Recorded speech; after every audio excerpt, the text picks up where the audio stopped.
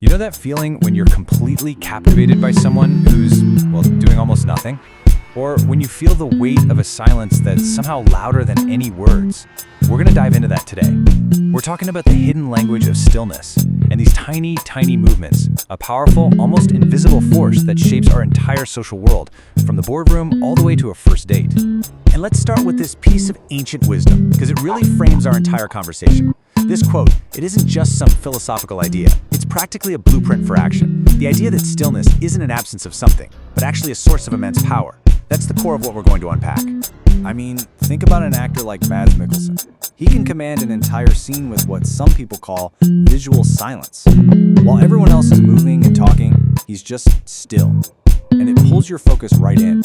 Forces you into this high-definition reading of his face, where the tiniest little muscle twitch carries enormous weight.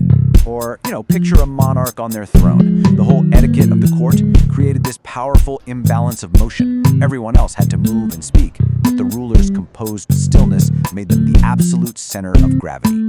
A barely raised hand, a slight nod, that could signal reward or punishment, which made every single millimeter of their movement incredibly high stakes. And this silent language, it's literally hardwired into our DNA. Just imagine our ancestral hunters, where survival depended on communicating these complex plans without making a sound. A slight shift of weight, a subtle hand signal, the barest flicker of an eye. That could mean the difference between a successful hunt and, becoming the hunted. So all these examples are powerful, but they make you wonder, right? Is this kind of presence or charisma just some innate gift you're born with? Or is it a high-definition skill that can actually be learned, broken down, and mastered? Let's dig into that. It turns out the secret isn't in the big, loud, obvious movements. To be honest, most of that is just noise. The real, high-definition signal is being broadcast on a much smaller, almost invisible scale. Through these tiny signals, our brains are subconsciously wired to detect. And science has a name for these signals: microexpressions. Now, these aren't just random twitches. They're brief, involuntary facial movements that literally leak our true, suppressed emotions. In a way, they're the truth fighting its way to the surface. And the speed is what makes this so incredible. A microexpression can flash across a face in as little as 1/25th of a second. I mean, that's faster than you can blink. This is why you get a vibe or a gut feeling about someone. Your subconscious brain is picking up on signals your conscious mind completely misses. The story of how they were discovered is actually pretty intense.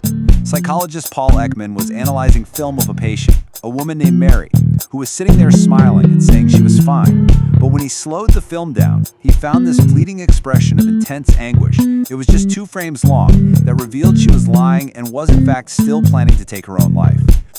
Okay, so we've seen the biological basis for this hidden language. These tiny signals are the very foundation of what we're calling high-definition presence. So, the big question is, how do we learn to control them? All right, the core principle is actually pretty simple. It's all about high contrast. And this roller coaster is the perfect metaphor, right? For the drop to have any impact at all, you first need that slow, deliberate climb to the top. Your presence works the exact same way. Let's break that down. So first, you've got the climb. This is your baseline of stillness. By being physically quiet, you actually heighten the other person's sensitivity. They start trying to read you more intently. And then comes the drop. This is the single tiny micro motion, like a slight head tilt, that against that quiet canvas delivers a massive psychological punch. But to build that climb, you first have to eliminate all the noise. And these are the big signal killers: fidgeting, shifting your weight around, that rapid blinking, using filler words like and All this stuff just creates constant static that drowns out the signal you're trying to send. This is the goal, a quiet canvas. Because it's from this place of stillness that you can create incredibly powerful communication. So that's the fundamental method right there.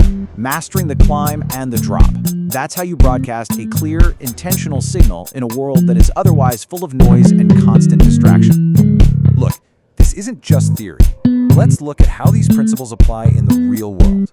Now, they're definitely useful in a high-stakes negotiation or a job interview, but maybe the most revealing arena is human connection and attraction, where these tiny movements function as these powerful signals of rapport and interest. So let's walk through this 3-step interaction loop. First up, engagement. The conversation might be light, maybe some playful banter, but the underlying signal of confidence is sent through a still, unwavering gaze. Next, the pivot. A tiny, almost imperceptible relaxation of your jaw can signal a shift to a deeper, more personal topic, inviting a real connection. And finally, the close.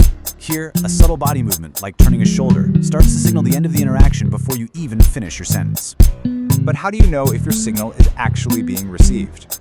Well, you look for what scientists call honest signals. As you can see in this table, these are biological responses governed by the autonomic nervous system, which means they literally can't be faked. Things like pupil dilation, or when someone spontaneously mirrors your posture. That's real-time feedback that the connection is building. And all of this creates what you could call a biological lock-on. See, this isn't about using cheesy pickup lines. It's about understanding the subtle, high-definition signals of interest and rapport that we all broadcast and receive in any deep social connection. And it's really, really important to be clear here. This skill, it's not about manipulation or coercion. It's actually about integrity. It's about lowering your own noise so you can broadcast a clear, honest, and intentional signal, making sure that what you mean to communicate is exactly what's being received. So let's recap this with a practical toolkit. First, lower your noise floor. Get rid of those fidgets. Second, master what's called energized stillness, a state of being calm but also alert and ready. Use those tiny millimetric shifts for maximum impact. Always remember that stillness amplifies your signal. And finally, always calibrate your presence to the person you're with. This table here really breaks down the entire hierarchy of presence. Up at the top, you have the macro layer, big gestures that are obvious, and honestly, easily ignored. But as you move down to the micro, the millimetric, and finally the atomic layer, you get to the source of that magnetic quality. These are the signals, like a visible pulse, that are felt way more than they are seen. Mastering this gives you the high-definition edge, and it requires a fundamental shift in your mindset. You stop performing presence, which often comes across as noisy and insecure, and you start broadcasting it from a place of quiet confidence. So let's end with this one final thought. Every single moment of every single day, your presence is sending a signal. After everything we've just covered, the only question that really matters is, what are you broadcasting?